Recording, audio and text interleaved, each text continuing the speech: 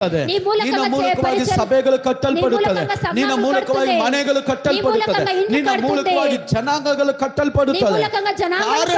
ಕಾರಣವು ದೇವರ ಮುಂದೆ తగ్గించుకొనుವುದು, దేవుని ముందర తగ్గించుకునేది, ದೇವರ ಮುಂದೆ తగ్గించుకొనుವುದು, దేవుని ముందర తగ్గించుకునేది. హల్లెలూయా హల్లెలూయా హల్లెలూయా హల్లెలూయా. ದೇವರ ವಾಕ್ಯ ಹೇಳ್ತದೆ, దేవుని వాక్యం చెప్తుంది. 8ನೇ ವಾಕ್ಯ ಓದಿ, 8ನೇ ವಚನ ಓದಂడి. ಅದೇ ಅಧ್ಯಾಯದಲ್ಲಿ 8ನೇ ವಾಕ್ಯ ಓದಿ. ಕಟ್ಟ ಕಡೆಗೆ ದಿನ ತುಂಬದೆ ಹುಟ್ಟಿದವನಂತಿರುವ ನನಗೂ ಕಾಣಿಸಿಕೊಂಡನು. ನಾನಂತೂ ಅಪೋಸ್ತಲರಲ್ಲಿ ಕನಿಷ್ಠನಷ್ಟೇ. ನಾನು ದೇವರ ಸಭೆಯನ್ನು ಹಿಂಸೆಪಡಿಸಿದ್ದರಿಂದ ಅಪೋಸ್ತಲ ನಿಲ್ಲಿಸಿಕೊಳ್ಳುವುದಕ್ಕೆ ಯೋಗ್ಯನಲ್ಲ.